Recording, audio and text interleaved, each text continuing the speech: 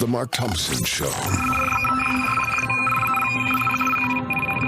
Excited to welcome in a writer, a producer, a print journalist, an investigative journalist. He's done long-form interviews with a lot of luminaries, from Elon Musk to other captains of industry.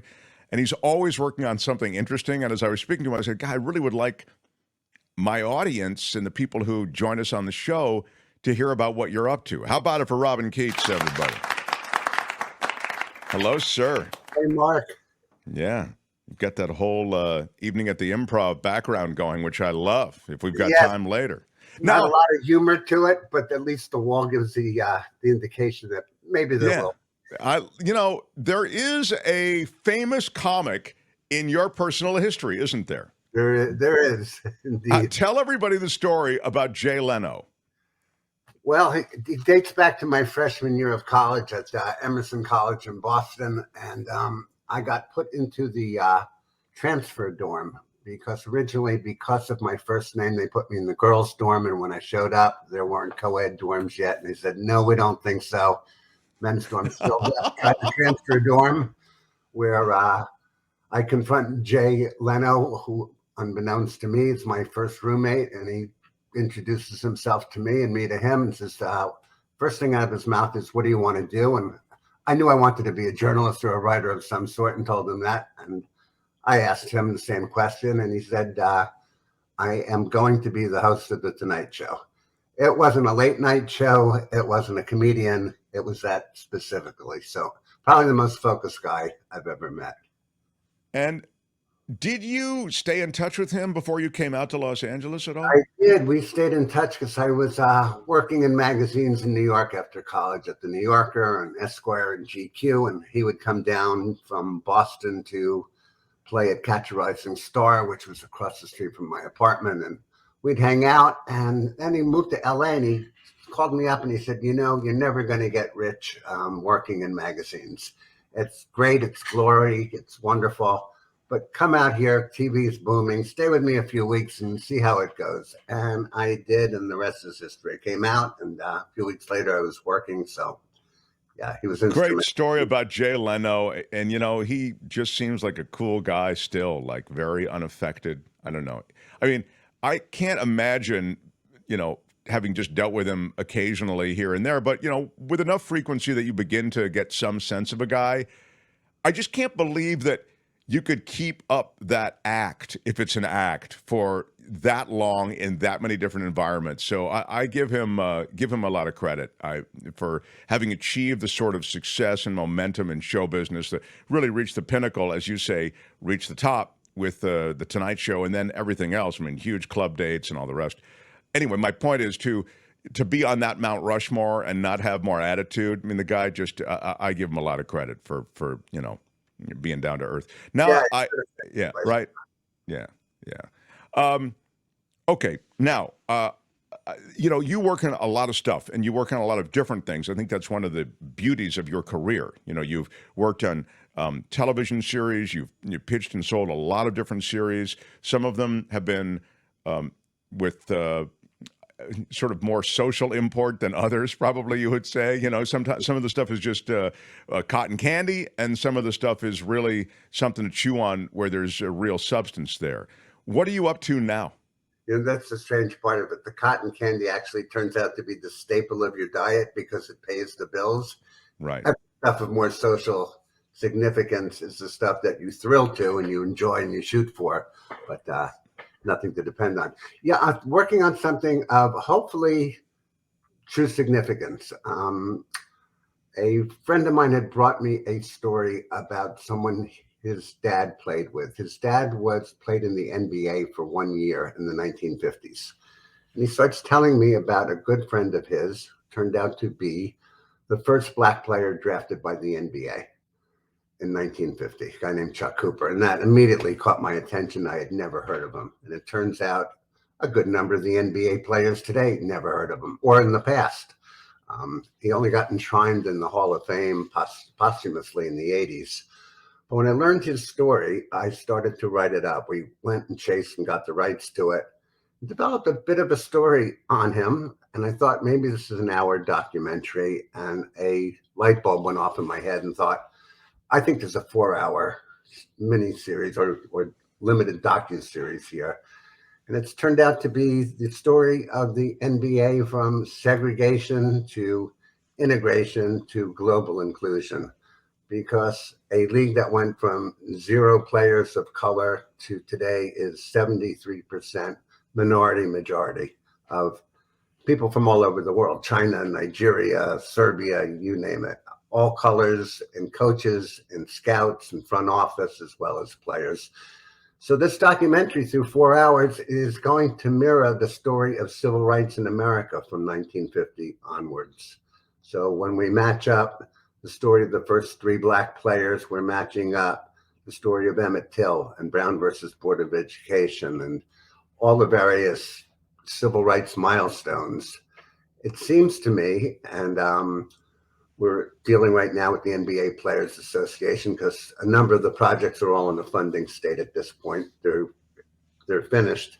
We needed a big name to help put it over the top, and I somehow thought of Kareem Abdul-Jabbar, got it to his partner, Deborah Morales. They both liked it a lot and came on board as fellow executive producers with me, and will be writing and narrating as well. So he's That's been terrific. deal with. You know, as you're speaking, I'm thinking of Kareem. He's such a he's a socially conscious guy, and everything you've just mentioned, I would think would really land nicely with him. Yeah, it's when we first met, I won't say office. He's just, he's such an iconoclastic intellectual guy, really deep in thoughts. It's just not the kind of guy you banter with lightly. When we sat down talking, we dated ourselves back, and I said, listen, I'm not a typical fanboy kind of guy. I'm not even a major sports fan, but I've been a big fan of yours. And you're a number of years ahead of me, but I've been following you since I was a kid. It's not a great number of years between us. I said, when you were at Power Memorial High School in New York, I was growing up about an hour outside of the city. And I know you grew up in Harlem. That's where my folks met as social workers. So there was a little bit of rapport, and he started opening up. And he asked me where I was one certain summer early in both our educations. He had just basically finished school and was playing for the Milwaukee Bucks. And I said, I was in summer school at Harvard that year studying poetry with a poet named Robert Creeley. And I said, what were you doing? And he said, I was on the same campus studying Islamic poetry that summer. And I thought, I knew I was in with the right guy. Wow. Yeah. He's a heady guy. So this is at the funding stage. And so from a time standpoint, give us all a sense of how long it takes to mount something like that. Our budgets have now been prepared. They're under review by the NBA Players Association. If all continues to go smoothly, we're hoping to announce it in February, which is Black History Month, and launch into it from there, with Kareem's heavy involvement in it.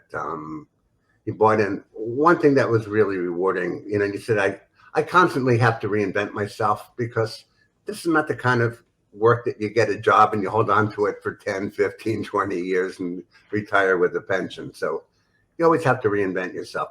This has been a major reinvention at this point in my life, and it's particularly rewarding because it's got substance to it. It's basketball, but it's also history and sociology. The nation progressed in civil rights through fits and starts. We take 2 steps, until recently at least, we took 2 steps forward, maybe a step back. And the NBA was doing that just ahead of the country itself.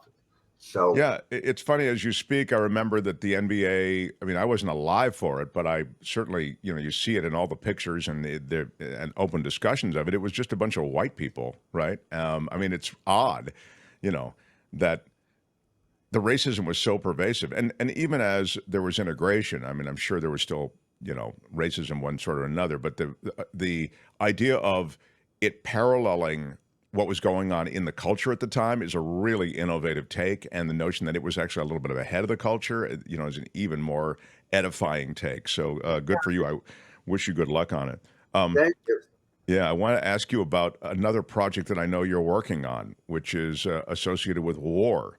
and the animals that Yeah. are caught up in a lot of these armed conflicts worldwide.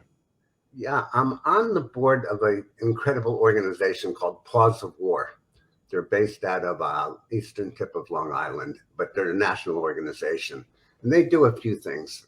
One major thing they do is when a soldier serves overseas, maybe in the Afghanistan theater or in Iraq, some of our few soldiers in Syria, they may befriend an animal there, a dog, a cat, it doesn't matter what the breed is. And it's not so much, these are not military animals that have been trained to serve along with the troops. It's just an animal one of these troops befriends and gets very close to. Then when they get deployed back to the United States, the military does not bring these animals back, and they are subject almost always to inhumane treatment. First of all, these countries don't take great care, by and large, of their animals to begin with. They're not like America, where we bestow lots of largesse. Those who aren't abusing animals, if they love their animals, they're treating them part of the family. Not so there. So these animals are left behind, and the troops that come back are missing them tremendously. They're almost all are suffering from one degree or another of PTSD. This Paws of War does an amazing work in getting these animals together and flying them through all kinds of means. And God knows how they do it, because it's really difficult. They will gather dogs out of Syria and bring them to Amman, Jordan, and then have a charter flight into Kennedy Airport with dogs, and then disseminate them out to soldiers living in Kentucky or in Montana or in New Mexico, and they get them out there. Revolutionizes their life. It is so heartwarming to see that kind of reunification happening. They also get rescue animals and train them as service and support dogs for military vets. So they work with the vets, they work with the animals in matching up a dog. This is not a dog that maybe that they found in a theater of war, but one they're matched up with here. I can't think of a more worthy organization. They do tremendous work, and they save other animals and foster animals and adopt out animals on top of everything else. So I'm really happy to be on their board. And lately I have been writing up profiles of the people who have been benefiting, the soldiers that have been benefiting from having these animals back with them again. So it's really touching. That's terrific work. Pawsofwar.org, P-A-W-S, pawsofwar.org. Yeah. We've just started putting together, hopefully we'll be successful in mounting a hour or 90-minute documentary about I would hope. You really want that word out. I'd love it. I really would love it. I'd love even a shorter form. You know what I mean? Like, it's weird. Something that's happened to me since getting on YouTube. I realized the virtue in, the quick hit. If you can tell a story in 4 minutes on YouTube, that video may go more viral than a full documentary will, or as perhaps the welcome mat to a longer form piece. So. Yeah. But telling the story one way or the other is important.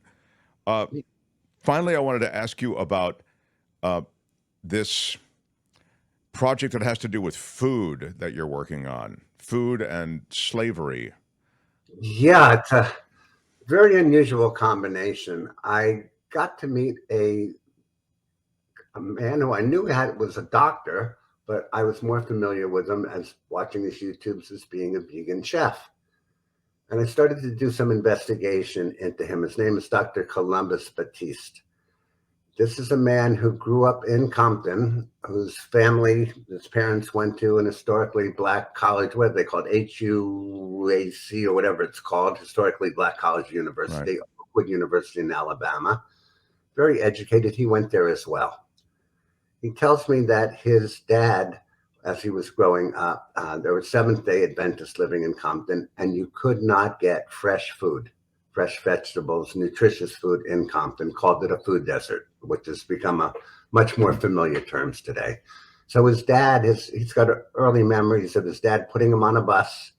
He and his dad would take the bus out of Compton to the next town. It might be Gardenia or Hawthorne, wherever they had a store that had healthy foods. So they'd actually have to get on a bus to get healthy foods and bring it back home. He grew up kind of knowing he wanted to be a doctor. His dad had diabetes, even though he was eating, because Seventh-day Adventists are pretty much vegans all the way through. After he graduated from Oakwood University, he went to school in what's known as a blue zone. In the blue zone are certain areas all over the world where people live to be an extremely old age, 100, 105, 108, eating vegetables, fresh fruits, legumes, nuts, really healthy diet. I'm thinking, okay, God, the guy grew up in a food desert. He went to college in the blue zone. And then he mentions to me, I have something called the Slave Food Project. And I said, I don't know if it's my journalist's ear that's hearing you or my poet's ear that's hearing you, because if I link together food desert, blue zone, and slave food, I feel like I've got a poem in the making or something in the making here. And it turns out it was a magazine piece that I launched into because he's on staff at the University of California, Riverside Medical School. And is head of he's an interventional cardiologist at Kaiser in Riverside. Did a little more talking with him, and he said, I am sick of putting stents into people's arteries to save their lives. If they just ate a healthier diet, hopefully a vegan diet, but as close to a vegan diet as they might get. I might have saved my dad's life if he had listened a bit more to me, if I had been even maybe more forceful in my discussions with him about this. He pointed out that during COVID, there was so many people in communities of color that died because of the comorbidities in those communities, high blood pressure, diabetes, things that are almost all diet related. He said, if I can change that locus, if I can change the diet, I will change the morbidity rate of my people as I'm doing it. And I won't have to put in stents. I don't care if I put myself out of business. I am looking to make people healthier. So he has an organization. He has a lot of YouTube videos, and he goes around the country with, sometimes on Zoom, sometimes in personal appearances, with other Black doctors, nutritionists, dietitians, psychologists, activists, a movement that's national, which I think holds incredible promise. So while I did a magazine piece for University of California, Riverside on it, I am now writing about it for another website, which I'm new to, called sentientmedia.com. They do a lot of work about factory farming and getting rid of factory farming. When I pitched this to them, their eyes kind of lit up. They hadn't heard of them. They were interested, and it was an instant go. So I'm juggling all three of these things. You're amazing. Yeah, this is three really worthy projects. The basketball project done now with Kareem, and the focus on the civil rights movement as reflected in changes within the NBA as it evolved, and then the pause of war. I mean, that's a terrific organization, and it's a charity that I'll contribute to as soon as we get done with this conversation. And this slave food project and profile, that's really deserving of some daylight, too. I'm so glad that you're going to get it out there to this other website. It's sentient, what is it, Sentient Media? Media.org. It's sentientmedia.org. Yeah, there it is on the screen. And when I speak about reinvention, all these things are really reinventions for me, because I was never into sports, but I was definitely into being an activist in civil rights and sociological causes like that. So that was my attraction there. I really couldn't put a basket into a basketball hoop if I had, three ladders. The same thing in a sense with slave food, because I had not been a vegan myself until about 4 or 5 years now, when I'd been a pescatarian, but having COVID pushed me into becoming a vegan, because I live with people who are fanatical vegans. I did all the shopping and cooking, and when I got really sick, I couldn't do it. They fed me. And when I went to see the doctor afterwards, he said, something you've been doing very different in the past couple of months now that you're getting better. What is it? And I said, well, I have been eating a pure vegan diet. And he said, well, that's why your cholesterol is cut down by a third and all of your other numbers are doing better. And I said, how can you be so sure? And he said, I'm a vegan oncologist, he says, and I know what I'm talking about. So I couldn't argue with that. So I reinvented myself, and that's come along. The only thing I have had all my life are dogs. That it's with the military, it's also a reinvention because when the draft came up, I signed up as a conscientious objector originally. So, Sure. You change. You go through enough years in life, things come full circle. But That's just, you've just seen so much and been part of so much. Just in the time that I've known you, I've heard so many great stories and associations, and um, I've learned so much about all of these nooks and crannies of the world. And I think that that's one of the great things about journalism and even media, that you're able to, point a light, as I say, at some of these things and some of these great efforts that are underway and have been underway for some time that, we're just not aware of. So I can't wait to see all of this stuff, blossom to the next stage and so on. Please come back and visit. I love that that you visited now, and I'm looking forward to. And I've left out of this conversation some pretty sexy stuff that you've done in the past too. So I will look forward to integrating some of those stories for our next conversation. All right, Robin? Terrific. Thank you so much, Mark. Okay, my friend. Robin Keats, everybody. Right on. Right on. The Mark Thompson Show. Hi, it's Mark, and I thought that was great. Hit the notification bell. You'll know whenever there's a new video being dropped, and please subscribe to our channel to help us save the universe.